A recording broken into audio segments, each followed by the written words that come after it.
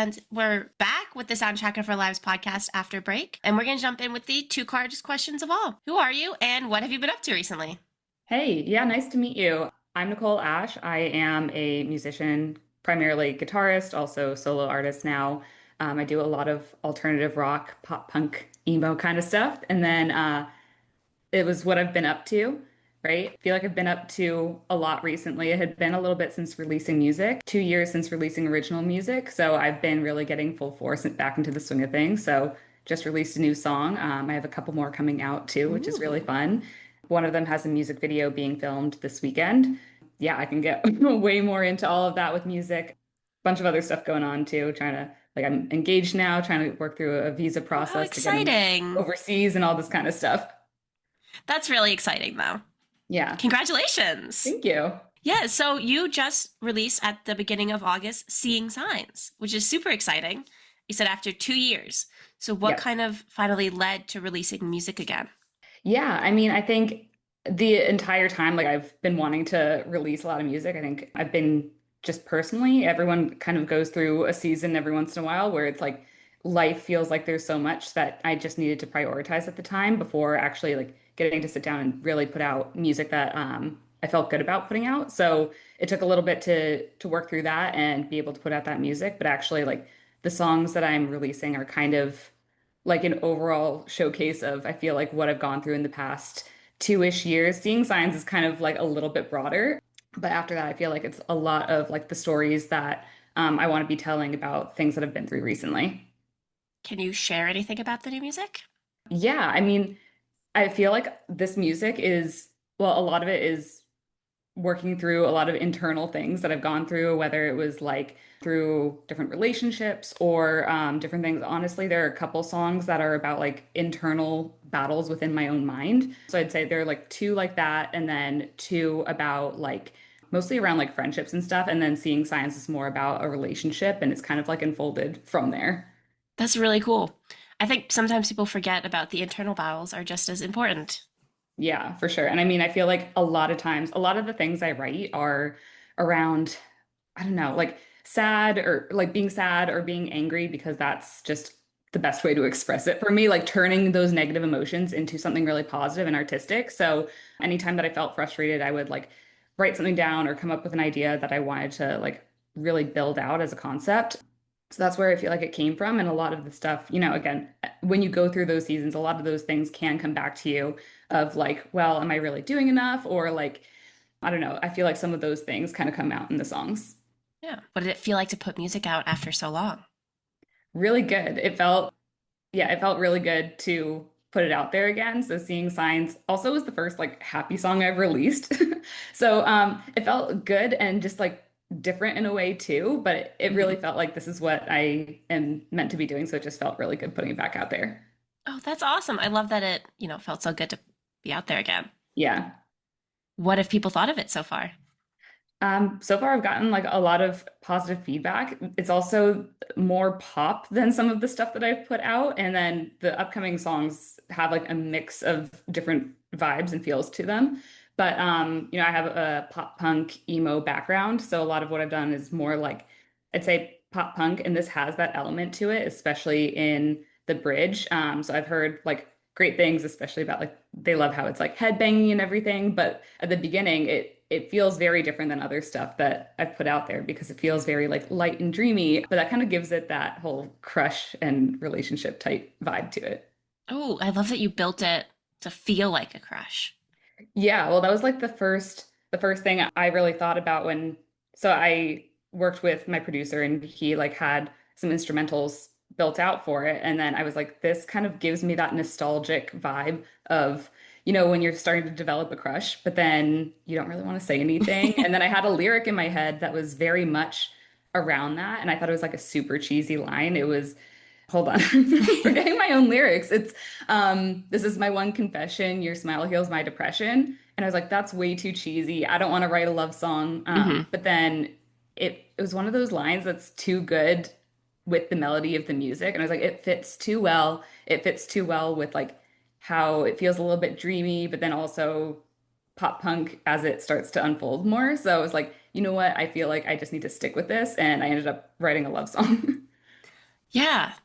Trying to think, obviously listening to the music earlier, and I really do like that song. And I do agree, it's so different from your other stuff, but it still feels so you. Thank you.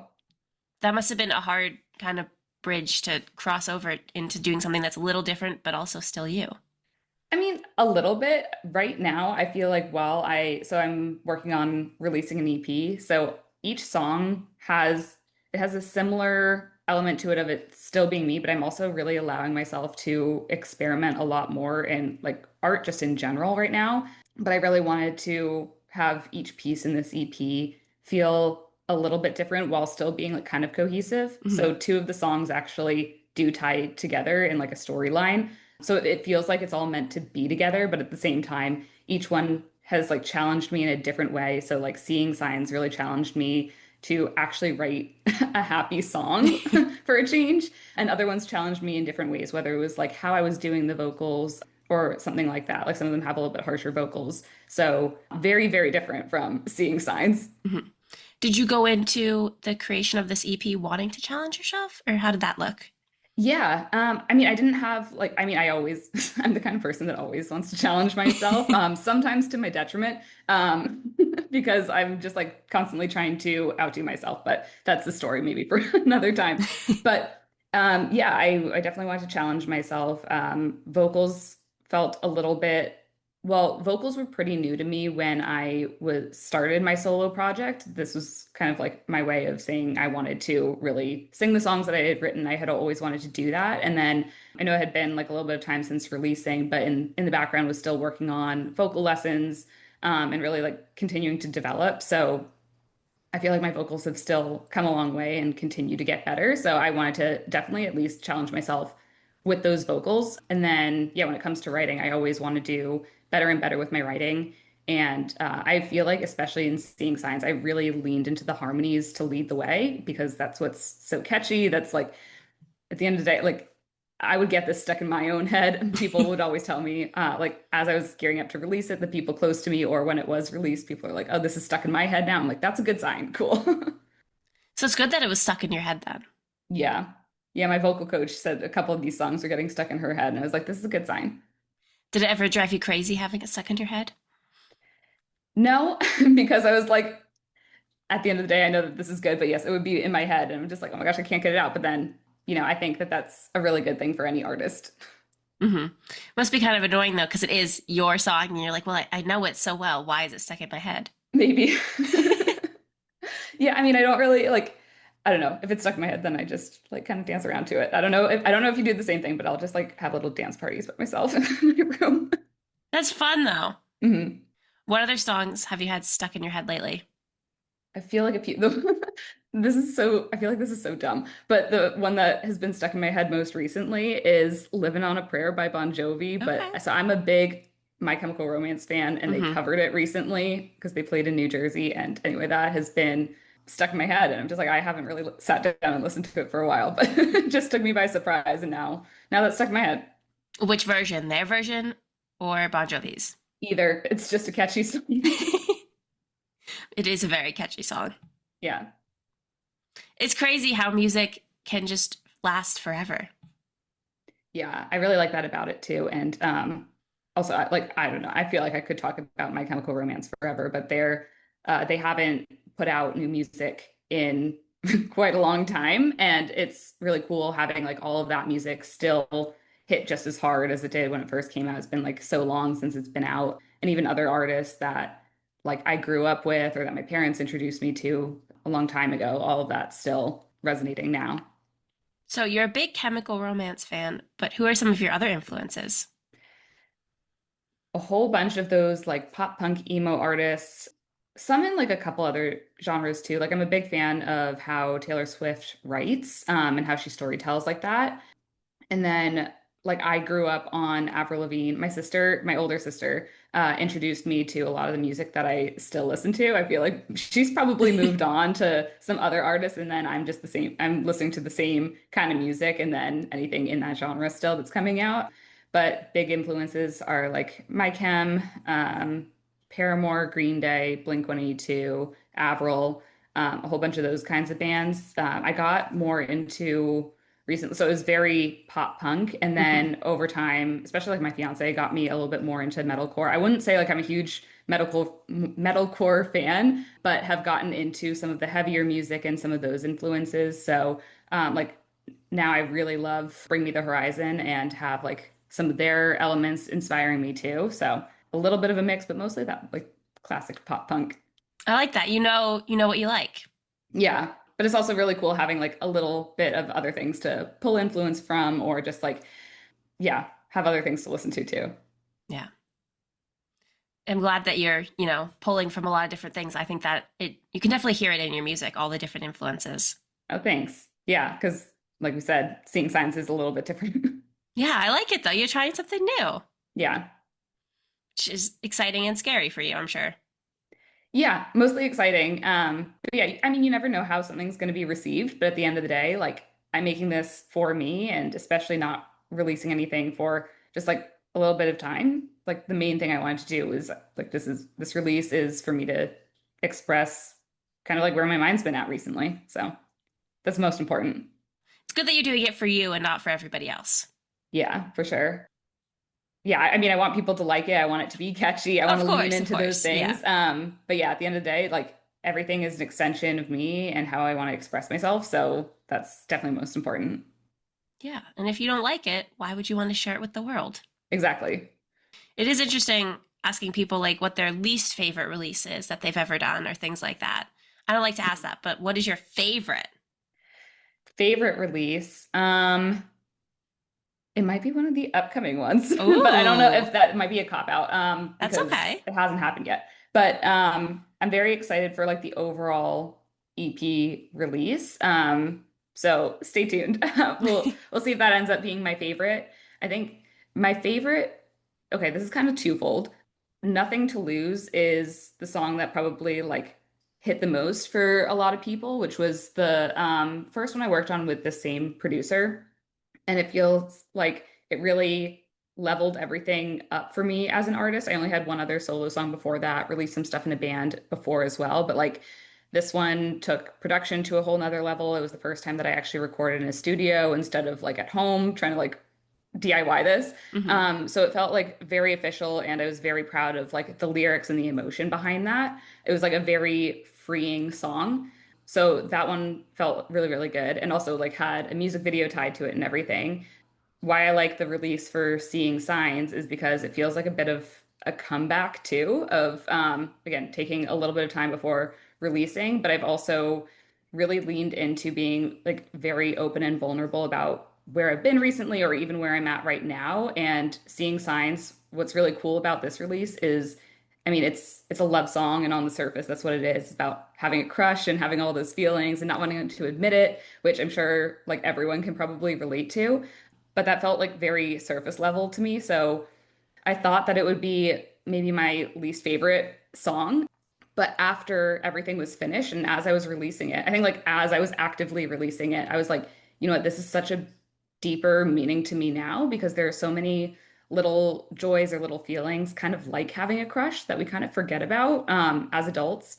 And it's like things don't have to be that serious. You can enjoy all the little things. You're allowed to get giddy about having a crush. You're allowed to be giddy about literally anything that excites you. And I don't think we stop to appreciate that enough as adults. So now that song has so much more meaning to me than literally just being like, "Oh, I like you, but I don't want to say it." Like that's how it started because it fit the song and I was like this it works and I like it. But now it's like, wow, this actually is a reminder to myself as I'm actively releasing it that there's so much more and I can like really enjoy all these little things while releasing it, while like anything in life. Now it serves to me as that kind of reminder more so than even just being about a crush.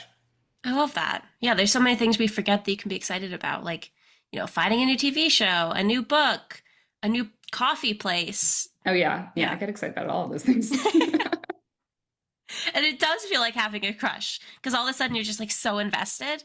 Yeah. Yeah, for sure. So I'm actually really glad that it ended up being that way because it was I didn't expect that. I thought it would just be very surface level, like, oh, my challenge here is like writing a happy song. But then it actually turned into something where I'm like, I actually needed to hear this myself. Hmm. Well, then it's a good reminder to have. hmm Yeah, and that's the only one where it was written from like previously, more so than the others, where like the other ones feel a little bit more recent. So I'm glad that this kind of story almost came back as something more relevant later in the future for me. That's really cool. Yeah. To your point, music is timeless. Yeah, exactly. And you can find new meaning for things over the years. Exactly. I love that in songs when you have multiple meanings or like everyone's interpretation is different. I'm sure someone will listen to Seeing Signs and being like, I don't hear that at all in this song. But like to me, now that's what it means to me now.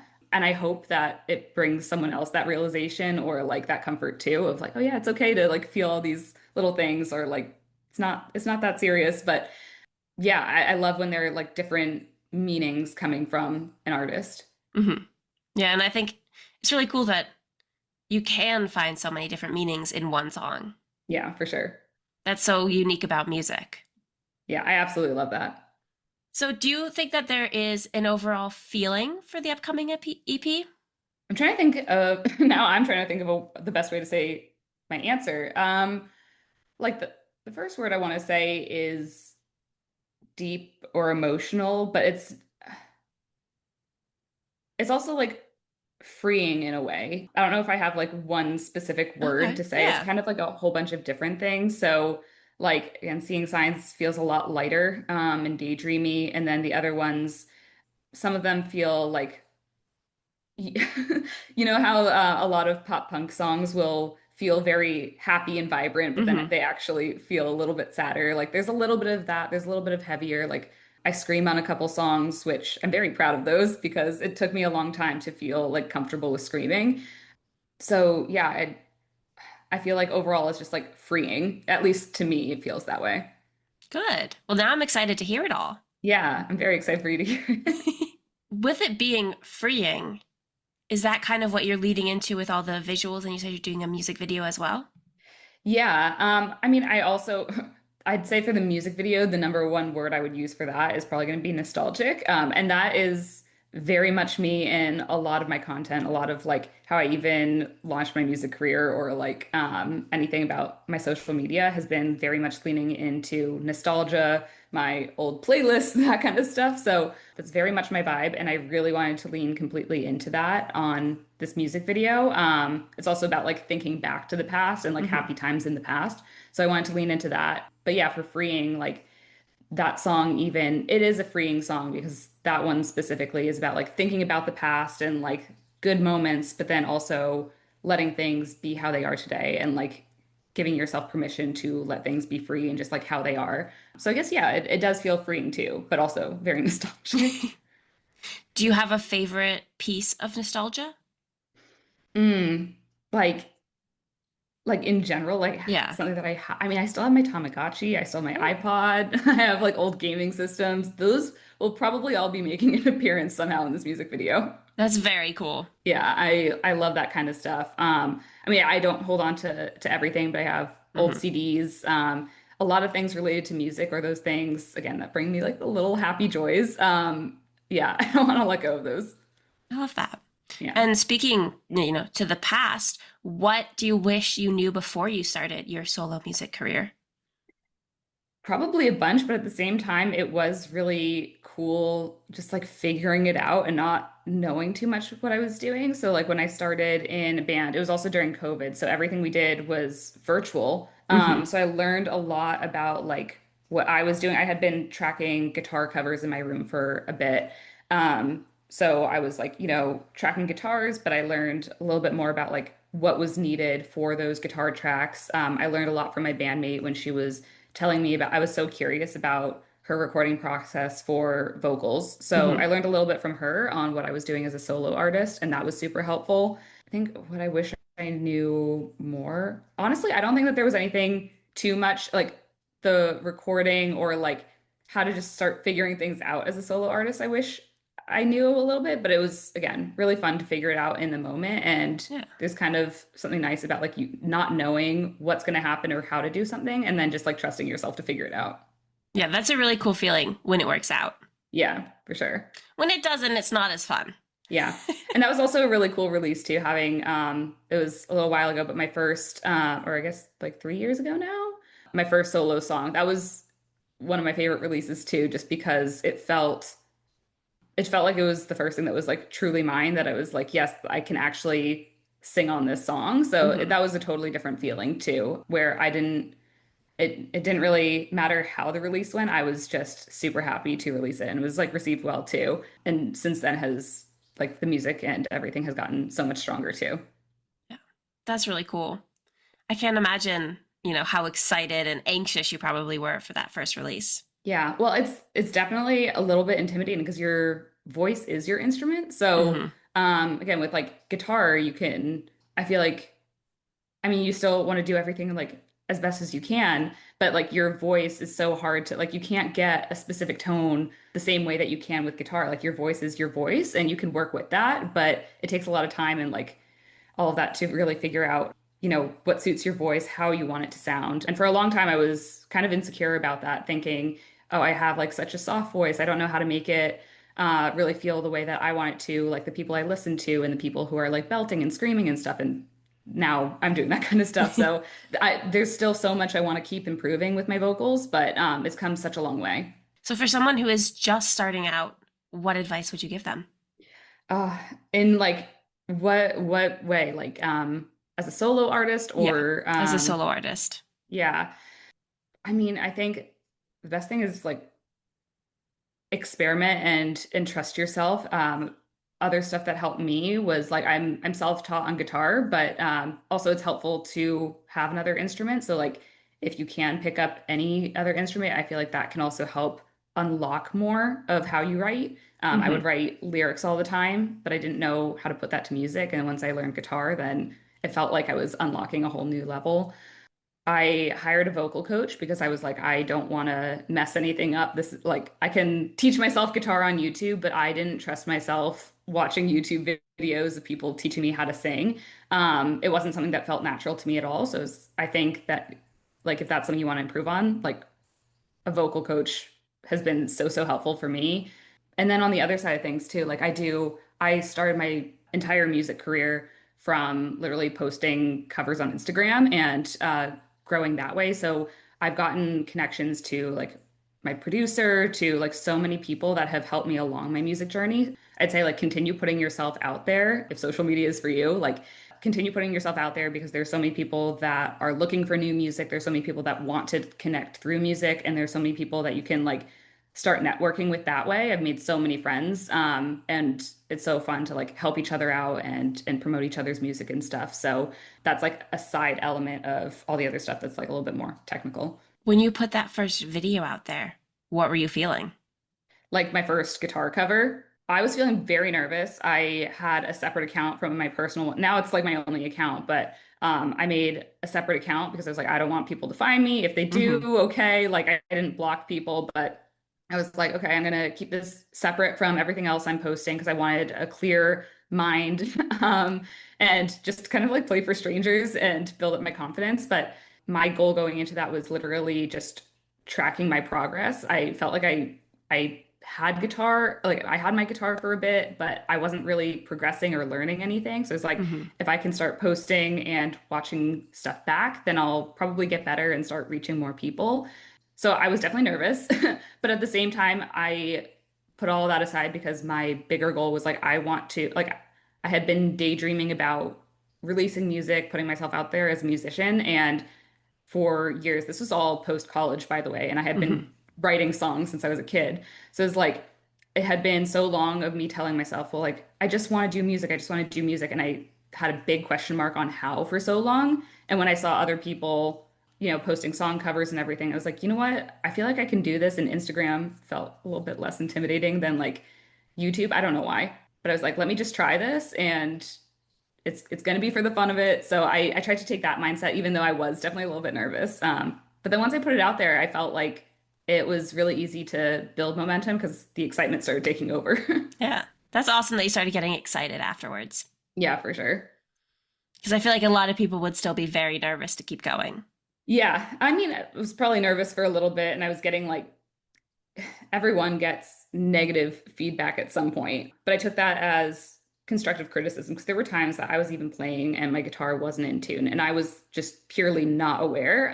So I would be like, okay, that kind of hurt, but it probably isn't in tune. So I learned a lot from that way. And yeah, and any of that criticism, I would just like use it as an opportunity to grow. I would watch myself back. And then every time that I did that, then I was like, oh my gosh, I'm gonna make this better. Like I already said, I try to outdo myself, but it was always an opportunity to continue getting better. So every time that I saw that opportunity, I was like, oh my gosh, well, I got to do this time. And also, like, I get so excited about music anyway. I was like, well, now I can't wait to cover this song or this song.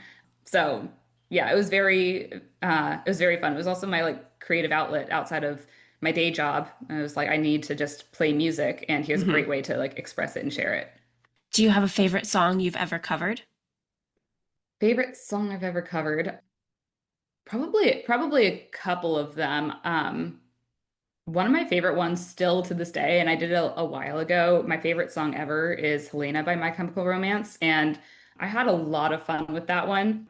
But just in general, I think any song where sometimes I'll like dress up as the character, and I have a lot of fun doing that. Just again, it's another way of just expressing yourself visually to go along with the music. So there are probably I feel like I have several favorites. That's still probably one of them just because it's my favorite song of all time. Hmm. And I still remember too, I was like challenging myself to do a back bend while playing. So like those kinds of things really helped me with developing some sort of like stage presence and energy in my covers too. Yeah, that's fun. Challenging Yeah. yourself to do crazy things. Yeah. Did you have to practice before the back bend? Like, how did that Oh work yeah. out? Yeah. Yeah, and I haven't done it in a little bit. I probably should like continue working on that so that I don't completely lose it. But yeah, I would see other people playing or like some of the people I look up to. I'm like they do like crazy back bends or like they're like jumping around. Like my favorite guitarist absolutely just like rocks out and just is always headbanging, jumping around. I'm like, I want to do that. So covers definitely help me like challenge myself and again watch myself back to be like, well, that looked a little awkward in that video, but I'm gonna practice it until I can get it better. Hmm. So it's been super helpful. How many takes does it get for you to get a video that you want to put out there?